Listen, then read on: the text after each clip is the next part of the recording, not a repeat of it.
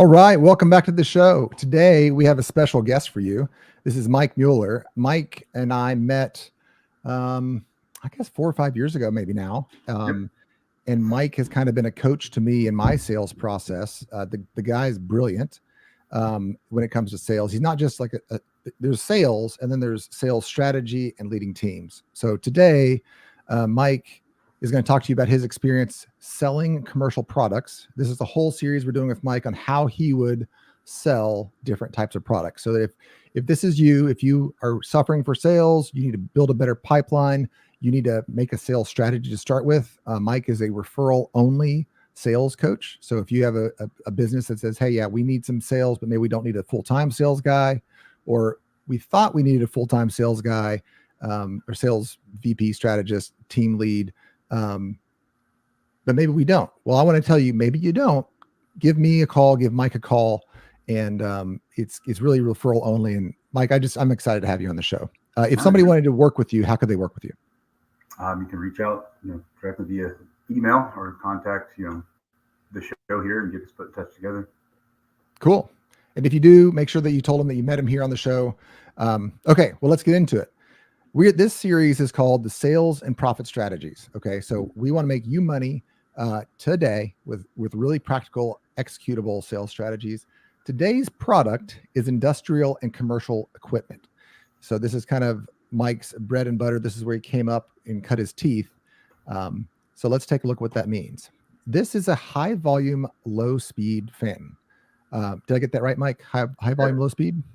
Nailed it. So I think at this point, this has really become ubiquitous in all sorts of environments, in manufacturing environments, in pools. Mike's going to talk about pools. I've even seen it at vacation venues that I've been. And I think that we all appreciate the elegance of this view. So Mike, why don't you tell us, because you were kind of here at the start of this, the whole industry. So talk us through what this is and kind of your thoughts about this as a young salesperson. Yeah. So to, jump off from that, like you said, the scientific name's high volume, low speed fan, HVLS, which is not very exciting. And as I experienced, like Drew said, at Big Ass Fans when I first started my career, I didn't come in when the company first started, but I was still early on in the stages. And now that if you have heard of it, you associate the term Big Ass Fans with all manufacturers of Big Ass Fans. It's very much become the Coca-Cola or Kleenex of the industry, because nobody says, hey, where'd you get that high volume, low speed fan? They say, hey, where'd you get that big ass fan? And that was the jump off point. We changed this message brought to you by Big Ass Fans. I'm just teasing. It's not actually brought to you by Big Ass. So if you want to sponsor, you are welcome to. And that's just it, is that, they coined the industry. They started the industry. This market did not exist before they broke through and blazed that trail, took the arrows along the path, and went out and explored this and put a flag on top of that mountain and say, this is a $500,000 market that's untouched and we're going to conquer it. But so go ahead. On that point, it's also selling a 20-foot fan to customers that have never seen a 20-foot fan before, that you're going to tell them it's thousands and thousands of dollars, and they're going to look at you like, for a fan? Yeah. So let me jump in there real quick. I have a general policy not to educate my customers. Like if I'm jumping into an industry that requires a substantial amount of education, that can be very expensive. So talk to us. Well, real quick, I'm going to jump off. For those of my audience here that haven't heard Blue Ocean Strategy is an amazing book. It talks about the idea that if you're in a red ocean, that's an ocean of competition. It's where all the sharks are swirling and you're in a cannon battle with all your other pirates. It's a red ocean and it's a race to the bottom on margins. What you want to be in is a category to yourself, which is a blue ocean. And a lot of the startups that I meet are in a blue ocean, but you as a developed organization can make yourself into a blue ocean. But the pitfall is you're at this sales juncture. The nice thing about being in a blue ocean is you have very high margins. When it becomes red ocean, those margins and that profit starts to drop. So Mike, the downfall is, how do you sell a blue ocean when folks don't know what a blue ocean is? So can you talk to us about that? I mean, blue ocean's a phenomenal opportunity because all you see is green. But like with any solid product that makes it to the market or blazes that trails a new product in a new market that didn't exist before, inevitably in your wake of success is going to be competition. So while you can set the price for your product, which takes changing prescribing habits, process of your customers, there's you have to turn around and see what's going on in the background, or you're going to sit down at that first meeting with your next customer and they're going to say, well, I've got this quote from this company. You're going to say, who the hell is that? Guess Ooh. what? We've got competition now. So talk me, yeah. I mean, for startups, every company has a competition problem, right? And the goal is to be blue ocean. But all right, so real quick nugget of truth here from you. You sit down, I'm your client, I'm Acme Incorporated. I'm like, Mike, we love your fan. It's too much. I got a quote from a guy that's 50% off. What's your go to the hip way to deal with that strategy? I mean, what I always want to say in that situation is the cheapest babysitter is not the best option. It's, I mean, and it's yeah. I mean, I want to say that every time, but that's depending on the situation of the customer, it may not be the right play. But that's true. The point of it, the cry once, buy once theory. Yeah, there's cheaper options out there, but what you're getting from us is not just the best product on the market. That's just the tip of the iceberg. The way we structure we structure that program and our sales and service keyword there, put a pin in it, is more than that. It's how you're dealt with before, during, and after the sale. And I'm not saying 6 months down the road, 6, 10, 15 years down the road, because your best customers are the customers you've already sold to. And they're most likely, especially with a product like Big Ass Fans, it draws attention and they want to know what it is, where they got it. And if it's been a uphill battle, a nightmare to install, a nightmare to get delivered, it never works, we're having problems. What do you think the first things they're going to say when that customer, CEO of the company walks into the site and says, what's that? Oh, things been nothing but a nightmare. You're never going to sell another one again. But they say, man, this thing's awesome. The people on the floor love it. Their customer service is awesome. We had one issue. They fixed it the next day. We had parts. We had a guy out here to switch it out. And that's what changes mine, because we called it, and we can probably touch on this later, but it's planting the seed. So yeah, I love, you bring up there, when you have a blue ocean product, and you have a new product to the market, people like to brag on it. Like, look at my new Tesla, right? Or look at the new Cybertruck. Yes, it needs to provide value. And you talked about that kind of in their second portion. But people are going to show it off, right? If it's a new HVAC system, if it's a new cash management system or ERP or whatever the new tool you bought for your business is, you're going to show it off to your best friends, probably for the next 6 months or until it pisses you off. And then when it ticks you off, you're going to tell 9 people about it. Toyota has a famous statement that when their car works right, you tell no one. And when your car breaks down, you tell 9 people. So the best sales strategy is your previous customer. I love that. And I think that that's a good mindset, that I'm not selling a fan, I'm selling a solution that people are going to look at. It's going to be very obvious. It's novel. People are going to want to talk about it. And they're going to hear, I mean, if you think about when you're on Amazon, what do you look at? You look at 5 stars, 4 stars, 1 stars, right? I personally look at all the 1 stars and then all the 5 stars. And then I pay attention to the 4 stars. But because, I assume that the 5-star people are just like overly excited. I don't really care what they have to say. And the 1-star people are overly grumpy. Yeah. But no, so keeping those high margins it's a referral business is a lot of the business, not just going out there and making sales. So taking care of your customers is huge. So, I never trust Google reviews, because like you said, it's either 1 stars or 5 stars. And those are people that had one bad experience that may have been minor, but in their mind, it was made a mountain out of a molehill. So they're getting a 1 star and they're going to blast it. They're going to tell everybody. Or you get the 5 star that is sitting in the airport, killing time and just clicking stars. Yeah, it was great. Yeah. So talking reviews, I'm going to kind of change it a little bit here. Big Ass Fans, was kind of gimmicky at first, but then you won people over because of the science. So let's say that I have a product I'm selling to large factories here, much like you were selling. Um, how do you get over the gimmickiness? Because there's a certain number of people that'll just buy, like, and I'll be honest, I'm a gimmick buyer. Like if it's clever, I'm more inclined to buy because that's my personality. But most operations managers or general managers or CEOs are not gimmick buyers. They're physically responsible people. That's how they got where they're at. So talk to me about how you overcome the gimmick problem. You find out what their pain is. Mm. It's a gimmick up front, yes, and there's a price cost with it, but how much is that problem that we discussed earlier costing you? And that's my value prop of the product that I bring in, is that yes, it's expensive, but what it's going to do is solve that problem. And Yeah, that and goes back to that first step in the entire sales process. You can't just go in and word vomit your, I've seen it a lot. I've seen it once, I've seen it 1,000 times. It's you're new inside sales reps, your outside sales reps that get robotic. They download the company data in their brain, and the first thing they do is walk to the customer. They just talk. And Drew, the customer, says 5 words and walk out of there with that sales rep and say, "What did you learn about that customer?"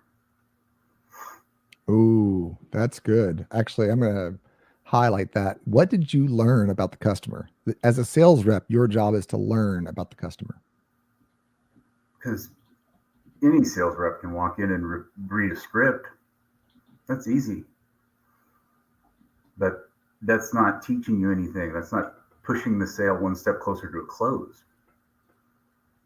Because not every customer is going to be the same customer, rinse and repeat.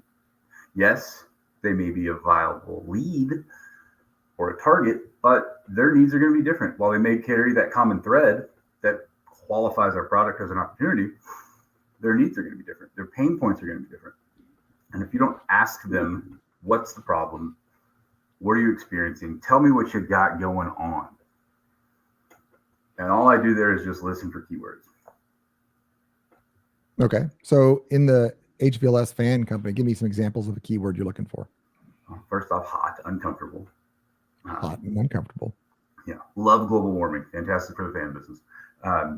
But it goes down to customer satisfaction. I mean, you can spin that into retail commercial. If you have bars and restaurants, for example, hotels, where to kind of touch back into how we came into the market, we found out that fans worked by putting them in dairy farms. Cows were hot. They're in feedlots. Well, what's the point of that? Milk production, right? Well, yeah. The cows started producing less milk because they were getting overheated. So we're not changing the temperature in the space with fans. It's all perceived just by air velocity over the skin. So the temperature is not changing. We're just making it feel 10 to 15 degrees cooler by increasing the air velocity and maximizing the body's natural cooling process. So in here, you're thinking, man, it's nice and comfortable out here, but nothing's really changing. So back to the cow, we put the fans in with the cows in the dairy production areas. Milk production went up with fans. That's it. So one fan that cost X thousands of dollars just increased your production rate tenfold. So the narrow-minded and blind would look at this and say, man, we've got it locked in the dairy industry. We are set. We looked at it and said, manufacturing.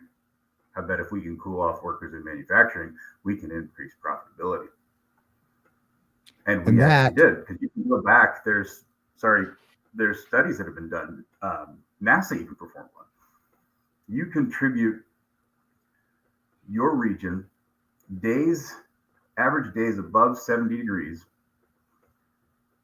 hourly pay rate into an equation, and it can tell you how much your facility is costing you without fans at every day above 70 degrees. Your profitability, your employee efficiency drops X number of percent, and you can plug in that and it will tell you exactly how much it's costing you without fans, and we can walk in and say, hey, put these fans in at this cost, and this is how quick it's going to take you to pay those off and be back in the green. I say this all the time, and it's so true. Um, people don't buy your product; they buy the solution. They have a problem that they've articulated, and sometimes it's not the real. Maybe sometimes it's the symptom.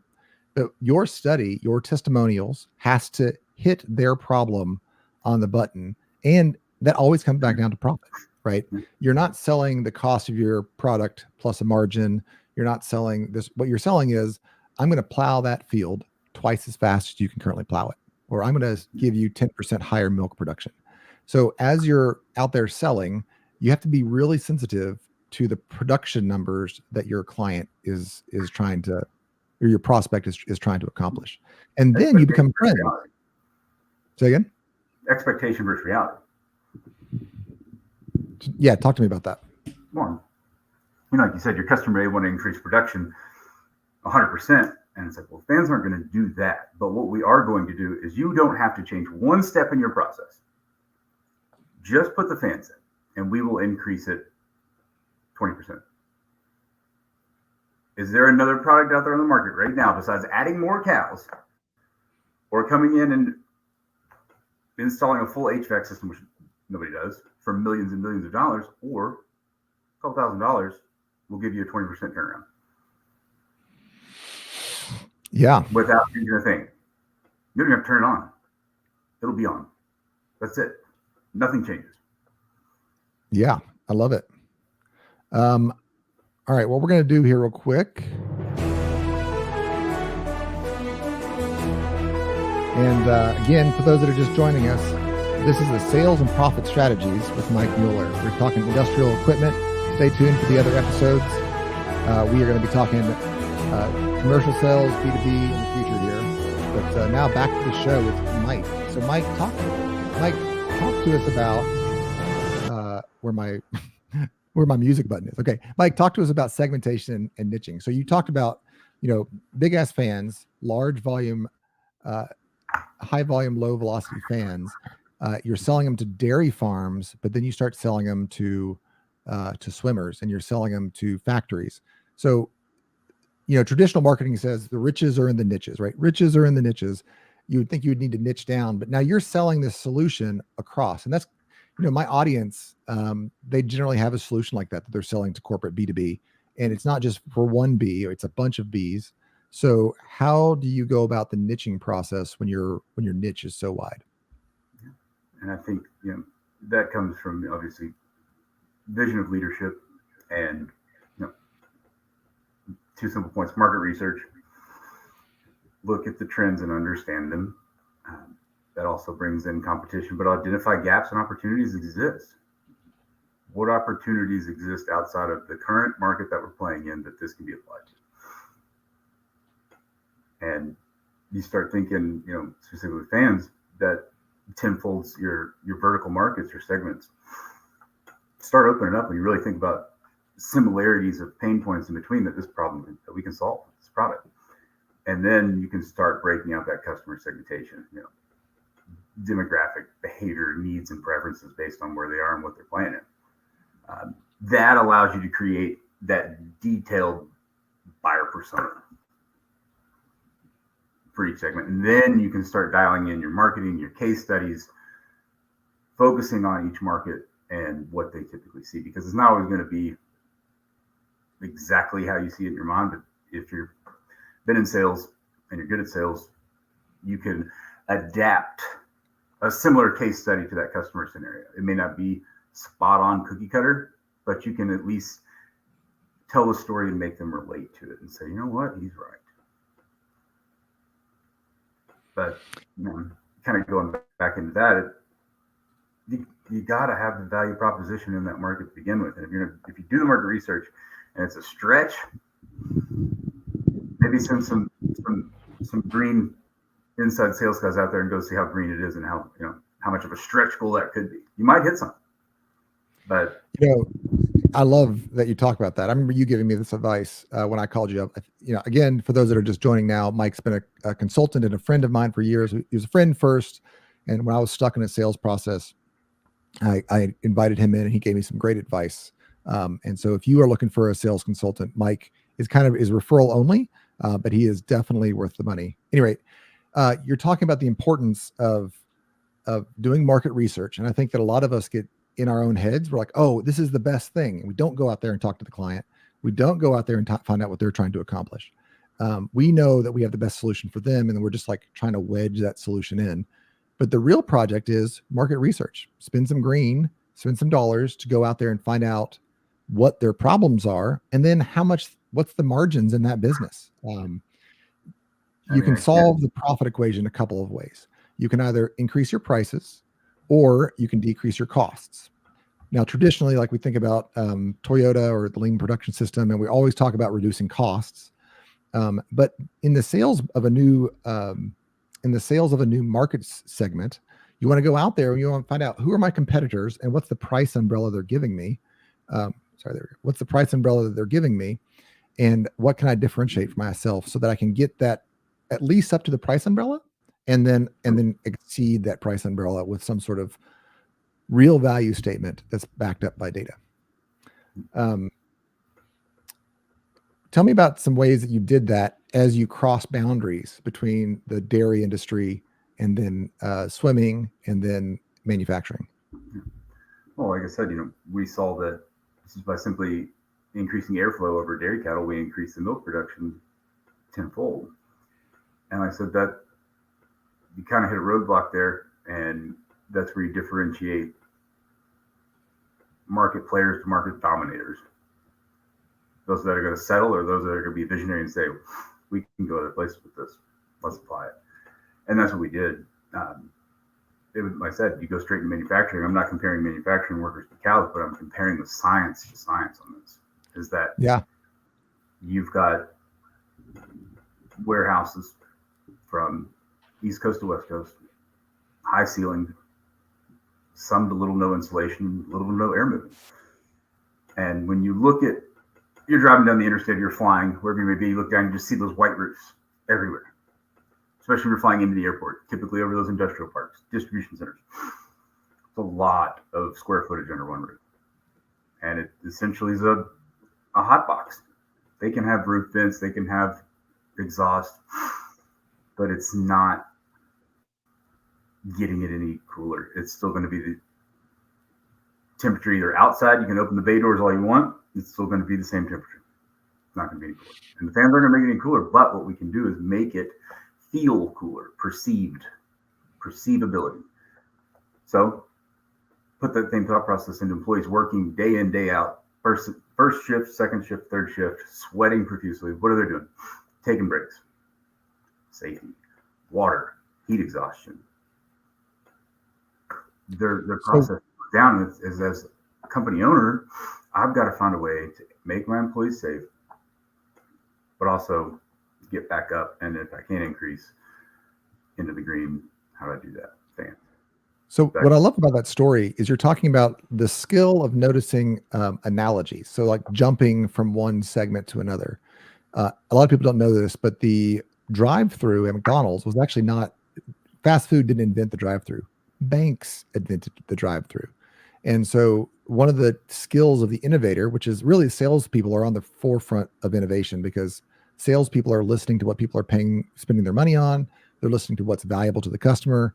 If you as a salesperson can really develop that innovative eye, you can do so what you're talking about here, Mike, is you have the same environment. You have a high ceiling, you have loads of air that needs to be moved around. You have very low insulation. And you're able to see, we've already got some great studies that prove viability over here. With just a little bit of marketing work, of creative work, we can take those same studies and apply them to this other environment. And so that's where you get that scaling effect, and that's where the profit comes. Is not invention and scaling is very, very, very expensive. And so every time you can reuse old material in a legitimate way, that's where you can really start making your profit. That's the reuse of the material. So you're able to do that. And then you so in the swimming scenario, this is it's kind of a weird story, but I appreciate the geekiness it is, of but it. we can nerd out for a little bit. I love it. Yeah. So you get your foot in the door and Tell me about the first large swimming pool sale that you did, and how you figured out the trick. Well, if you've been in an indoor pool, indoor water park, think of a hotel. You walk in, you can typically smell them from the parking lot, and if you walk into a Great Wolf Lodge or whatever it may be, you just that you can probably close your eyes and smell it right now. That smell when you walk into an indoor pool. Well, you're I call that the smell of fatherhood. yes, and it's attributed to chlorine. Well, that's not actually it at all. They call it got a lot of chlorine. No, that's actually the unfortunate thing is they got a lot of urine in that pool. That's what you're smelling. That smell that you attribute to an indoor water park or pool is the byproduct of urine, and the chemicals in the pool reacting. So that's the chemical reaction that you're smelling. And it's heavier than air, so it sits lower on the ground. And if you don't have any air movement in there, you're just breathing that in. And I don't know about you, but my body's not designed to run on thick concentrations of urine byproduct gas. I don't operate very well. I mean, your eyes get irritated, your lungs get irritated. So we started looking. Go ahead. No, so we started looking at that. It was, it's not healthy, and so we started working with indoor water parks. Well, this kind of spurred a conversation into upper level, higher competition swimmers, natatoriums, both from a collegiate level to Olympic level, and that's case study was born. Because what we did was, obviously the ability to have, if you've been into those facilities, they're not low ceilinged by any means. Any NCAA natatorium, even high schools now, I mean, you're talking 30 plus foot. Well, that's a long way. It's that's a pretty high way up to get a lot of air down. What we had the ability with, and still do, both of my time at Big Ass Fans and Greenheck, is that our fans go up to 24 feet. And based on sizing and calculations, we can give you the proper layout. And what our goal was to do was when it first started was we to get that case study, we put air quality sensors at occupant level, water level, and fan height, and took constant readings. And what we were looking for is particulate concentration levels before, during, and after the fans. And what it did was it took that concentration of that urine byproduct that you smell, took it off the water level, took it off occupant level, and decreased the parts per million in the air to either mix it up and get into the existing ventilation system and get it out, or we were able to simply break it down enough to increase the health and safety of everybody in the facility. Because if you're training for the Olympics, you want to be top notch. You want the best air, the best pool, and the best coaches. Well, we allowed that to happen. So once we had that case study done, it just the whole other market we just jumped into. Now, installing them above pools is a whole other story, but we get that at a later date. No, I mean that's kind of going back to our original value proposition, but also segmenting out those customers and see where we can apply this elsewhere. Because it doesn't just stop at pools. I mean, there are so many interesting things about that 15, story. 25 other markets we can go to. Yeah. So here's kind of from a profit perspective. Here's a pattern that you can follow for those watching the show here. So the first part of that story is what I call the Colgate experience. So I can't remember which book I read this in. I think it was in The Tipping Point. I think it might have been in Cialdini's influence book.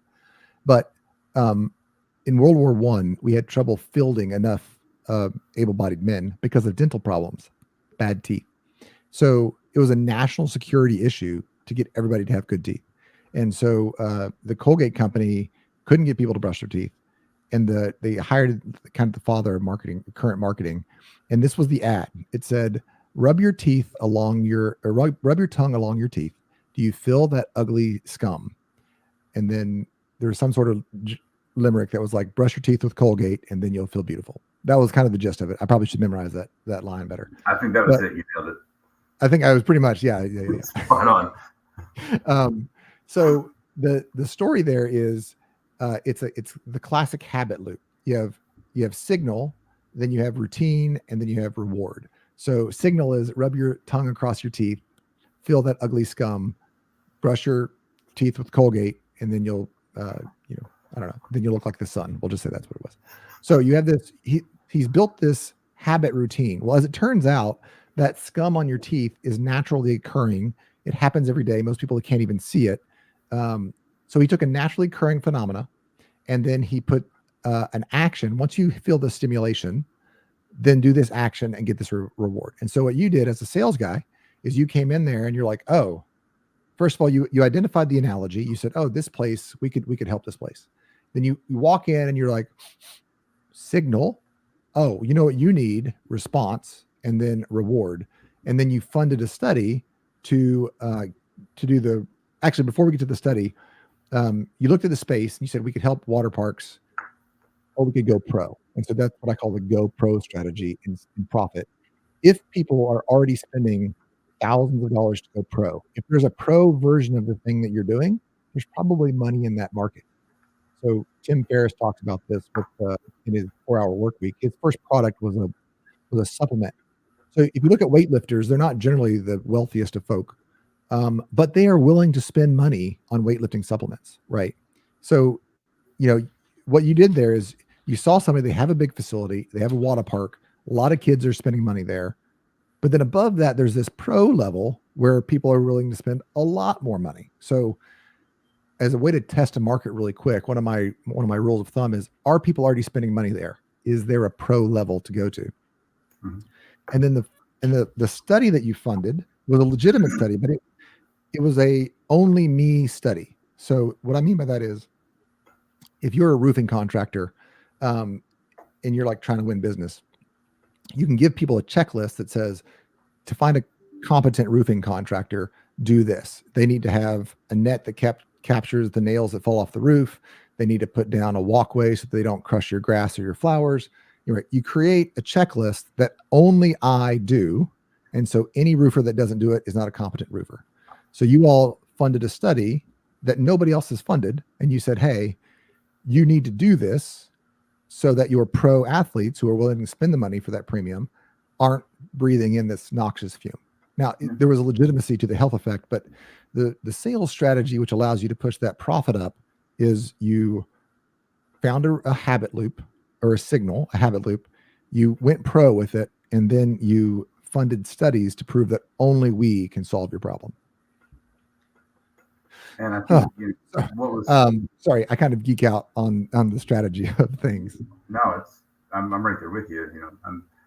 What was enjoyable about that time at Big Ant Spin was that they were never afraid to test the product in terms of new solutions and new opportunities.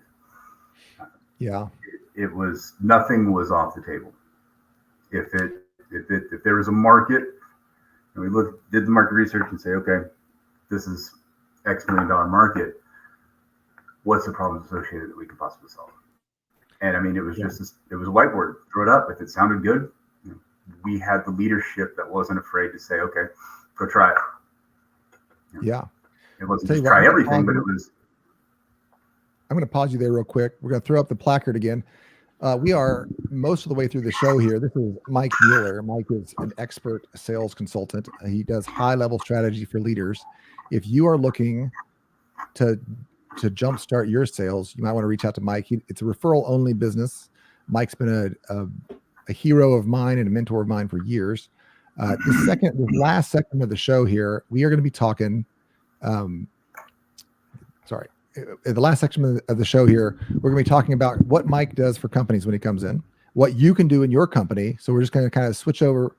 We just got done talking about the importance of leadership having the vision to fund studies, to do what's necessary to get the data so that the sales guys have the data they need to make and close the sale. So Mike, when you come into a company and you start working with their sales team, let's talk about some of the strategy questions that you ask them and some of the, we'll get into how you develop the team first, but just, here I am, I'm Drew. I run a large manufacturing. I'm trying to expand into a new market. what are some of the first strategy questions you're going to ask me so that I can get my head screwed on straight and we can get traction in our new niche? Yeah, I want feedback from the team. If there's a team in place, what's feedback? And I do this, in an honest scenario. I state my goals and what I'm here to do and how I think we need to achieve them. But that's just my data, my market research and data coming in, and that's just data. Data is data, and it's only as good as the data entered in. I want feedback straight from the source, and that's not just the sales team, but that's my starting point. And then it's the sales ops team. What are we doing good? What are we doing bad? What can we improve upon? And that's from service standpoint, that's from development standpoint, that's product standpoint, and that works all the way back to customers. Dipping into, big fan of the 80-20 rule. 80% of your business comes from 20% of your market is the thought process. So let's look at that 80%. Let's talk to them, our core customer base. What are we doing good? Where could we improve? And what are we doing bad? You're not going to upset me. Like, this is the only way I get better for you. And as loyal customer Drew, what can we do? And you start to roadmap it out from there on how we take our next steps. It all starts to come together when you start piecing together that feedback, because what you're going to start to see is trends. And those trends are either going to be good trends, they're going to be bad trends, but you're probably going to have a couple of each. Things that we can improve upon. Because if I walk into the meeting and I say, everything's great, it's all good, we got no problems, why am I here? Because clearly there's a disconnect between upper management, executive management, and Salesforce. Salesforce says everything's great. Executive team says we need help. We're not hitting our numbers. So what you see a lot of the time is you've got the Salesforce. They relay on what they think the regional managers want to hear. They don't tell them the real stuff. They only tell the real stuff to their sales team members or their team.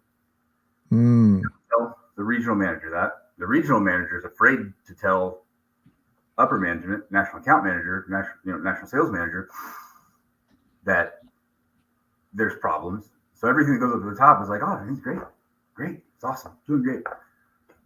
Well, that comes to a head when you have the numbers side by side with the feedback from the team. It's okay, this isn't working, something's wrong here. So that's where you have to segment those individuals out and get the honest feedback from them. And then start. It's so silly. It seems so silly that you're advocating for honest feedback in the world that we live in, but it's true. No, it's 100% true. I mean, if you've ever been on any sales team, not a manager team, regional team, the sales team, I think I did have a stint in pharmaceuticals, and that, was very much private. You have your team chat group on your, messaging app or on your, group messenger with your manager and your team, telling all the success stories to help motivate the team. But then you have your separate team chat without the manager. And that's where the honesty lies. No, that is true. There is always the water cooler. There's always a sense of truth amongst the team. Yeah. I hired a guy because he had a really mellow personality, and I told him, I'm gonna call him Jerry, so nobody's we're gonna protect the guilty here. I said, one of your jobs is to regularly touch base on the pulse of my team to make sure that you're giving me the straight feedback. And we'd had our daily stand-ups and we'd have our strategic meetings. And then every Friday it was his job to come in and I would say, how aligned is the team with the vision that I've pitched? Who's frustrated? And this wasn't right. And it wasn't, for me, it wasn't a penalized thing. I wasn't looking for the scapegoats or the rebels. I was legitimately asking, am I doing a good job messaging that you can trust me, that I'm listening to you, that if you give me an idea, we're going to do that? And where were they? Did they believe that they trust me? Did they believe we were going in the right direction? Did they think that I was out of touch? And it was a calibration thing for me. You'll notice that, and I'm just kind of stressing here, none of that had to do with the team. It had to do with me as a leader and my messaging capability and the Mhm. trust the team had in me so that I could adjust. Maybe I should reinforce a point. Maybe I was wrong, legitimate. Yeah. Anyway, that was his job. At least half of his job was getting a pulse of the organization. And so that I think it's a great tip for leaders out there that are you got to have your folks trust you and gain their confidence if you want to make any traction.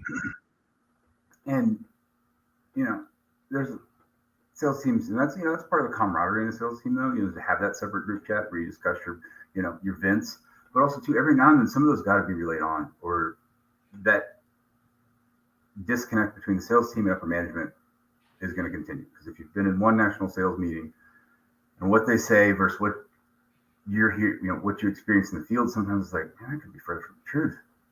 And that's going to continue on until you start being honest. And I'm not looking for you guys to just come in and have a confessional with me as a sales manager, but I do want honest feedback. Like if we're doing something wrong, tell me about it. If the customer is saying XYZ, I need to know that because we need to know that to make you better, make your job easier. Because at the end of the day, a tide raises all ships. And Yeah. if we're not getting that feedback from the customer because you as a sales rep are afraid to tell me your manager, then we've got bigger problems. So, And if I, as a manager, am afraid to tell the executive team, then we got real problems. And then when you start talking about your management team, as a manager, you're a trust, you're a link from the top to the bottom. And if you're not relaying that, you're not doing your job. well, when you come into an organization and you notice that there's kind of that lack of trust, assuming that everybody's wanting, like, this is called the ineptitude or like the unawareness problem. Assuming everybody's intentions are right, and you start working with a leadership team, how long does it take you to like? What's the minimum? I know that you do a couple of workshops and whatnot. How long does it take you to kind of get the management aligned properly so that they can? That's kind of like the first step, so that they can begin making a roadmap. And then how long does it take to get a solid plan put together? It depends on how big the dumpster fire is. Well, that's fair. No, but I mean, you got to look at expectations versus reality. Are we on a Hail Mary 11th hour approach here, or is this okay? Things aren't working. We need to figure out where the problem lies. And typically, it's not just one problem. It's one problem that creates a domino effect. And while I was fortunate enough to have the time that I had at Big Ass Fans, it taught me a lot. But in that market that we played in, our goal was to go direct to the customer. So I'm Big Ass Fans, and go direct. So like I would go Big Ass Fans, Mike Muller. I would sell to Drew Sutton, owner of ABC Company. But that's only one segment of the market. There's a whole other segment of distribution reps that play in that market in construction. And so I'm going to use that. I'm going to use that as a pivot. Two things there. One is we're going to talk about how do you develop a team, right? So again, the folks that are listening here probably they're saying, "Hey, how do I make sales? I have this new product. I want those higher margins. How do I create that value? How do I build those relationships?" Mm-hmm. But the truth of the matter is, you as the CEO, you as even the senior sales guy or sales manager, you're really not out there talking to them. It really needs to be your sales team, and you can have a sales team, or you can have a distribution partner set. So you can either have a sales partners or sales teams.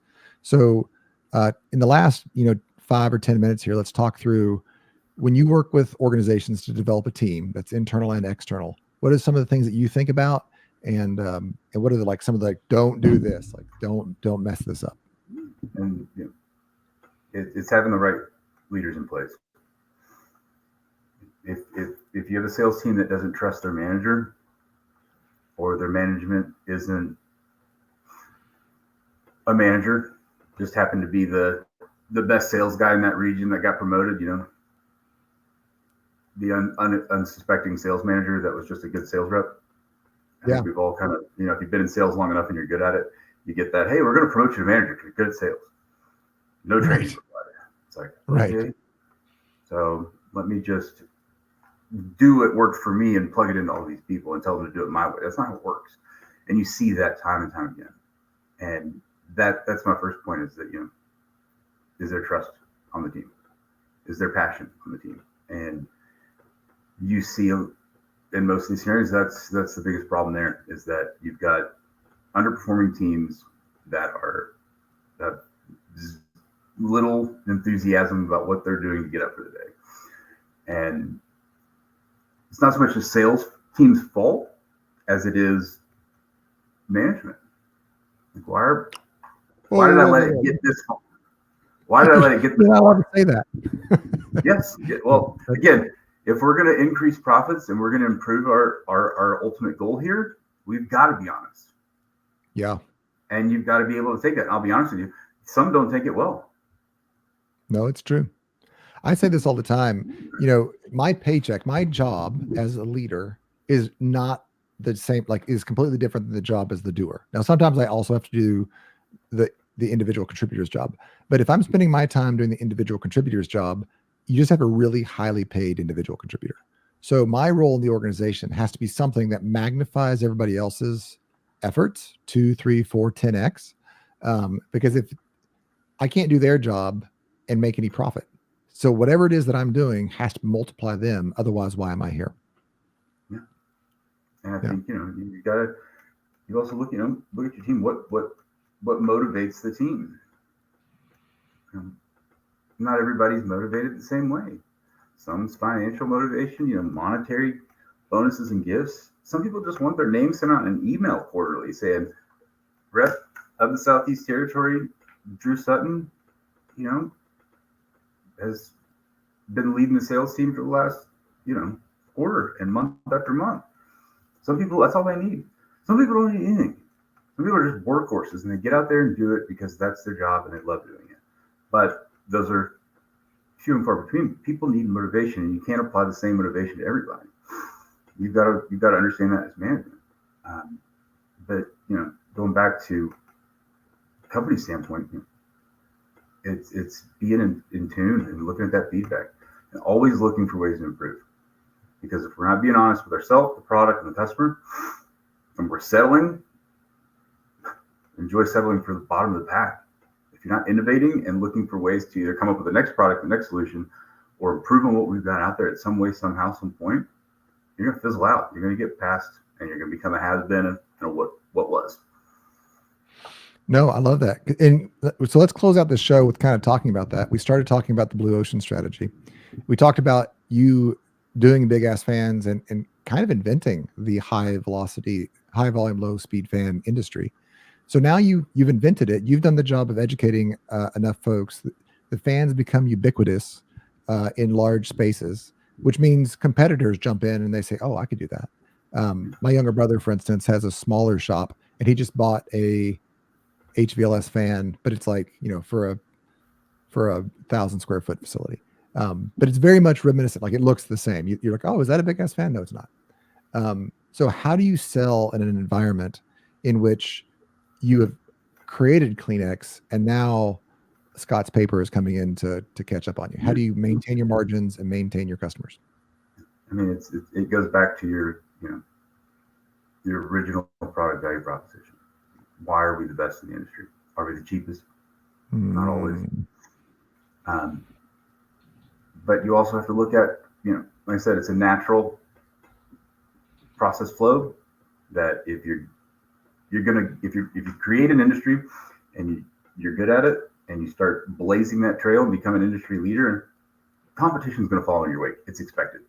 It's always expected. But you have to go back to say, okay, what makes us us? What separates us from them? That's point A. Point B,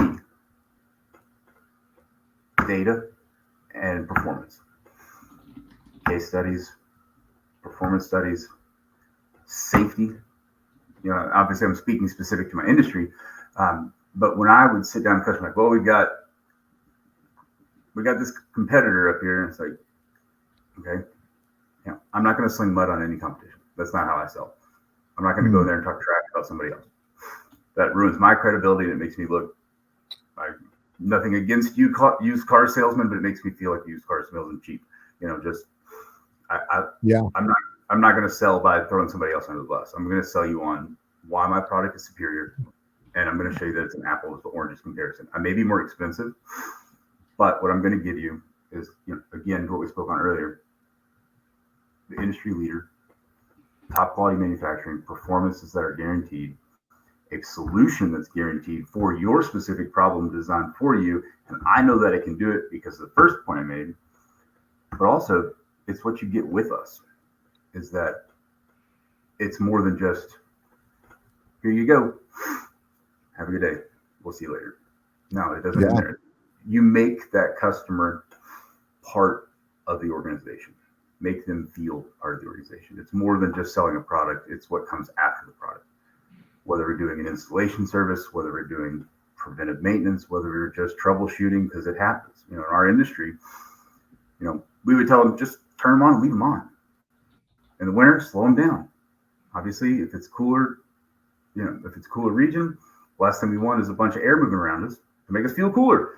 But what it'll do there is actually de-stratify the heat that's up in the ceiling, so you actually feel warmer in a low speed. Whole other conversation for another day we can nerd out on. But yeah, most customers would turn them off in the winter.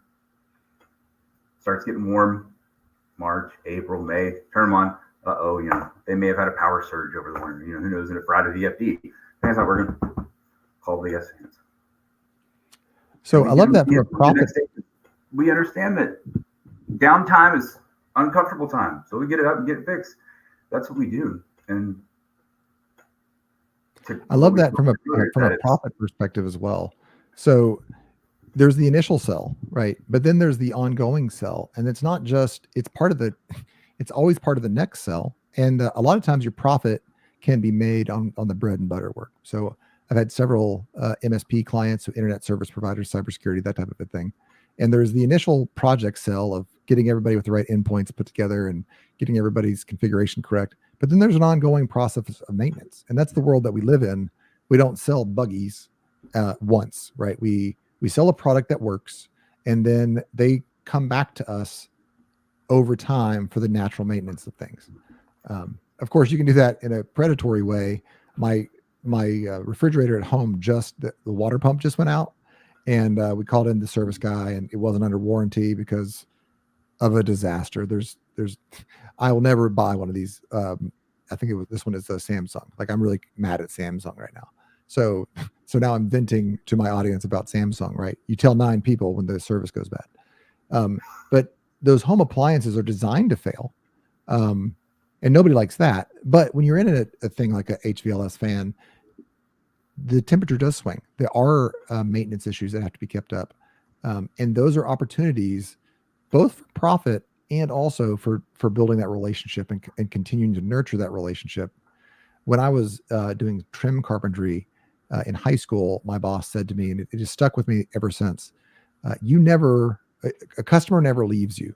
You always lose the customer, because the customer has gone through this like vetting process. They've decided they trust you. They've decided they're willing to pay the price of your product and that they're getting good service for it. You lose them. They don't leave. How do you feel about that? No, I think it's totally true. And that's one thing that I've always really, obviously I've done more than just, the HVLS industry with big fans. That always, whether it's an interview or people ask, what's made you successful in sales? And it's just that. It's trust. I want my customers to see me not as their sales rep, but as an extension of the team. Whether it was fans, whether it was industrial ventilation, whether it was pharmaceuticals. I wasn't the sales rep walking in. Because I've been in it long enough, and if you've been in on a sales call with one of your good customers, and another sales rep walks in, not a competitive rep, but another rep from another product, whatever it may be, and they are like, he's back, she's back, and they hide. They literally hide. They may have the best product in the world, but they don't take the time to know the organization. I'm not just talking about knowing your customer. I'm talking about knowing the person at the front desk when you walk in that customer and ask them how their kids are doing. And being sincere about it, not just doing it to like, I'm going to get you. No, it's being sincere about it. And that relationship built before the sale, during the sale, how you treat them on the first call, whether it's a cold call and you're face to face walking in, how you treat that person at the front desk is going to determine if you're going back in that office again. You may not get that may be your only opportunity. And that first interaction is gonna set you up for the next one. And there's kind of two parts to that. One is the gatekeeper aspect. That person at the gatekeeping is the one that's going to agree to the next meeting, set up the next meeting, allow you into the office. There's one aspect. But also as a leader, if you messed with Becky was one of my gatekeepers. If you mess with Becky, you're done. We're out. I love Becky. Becky is the only person that makes my life work. Right. So building that relationship and loving everybody in the organization. I often ask my clients, I'll say, who's the most important person in the company?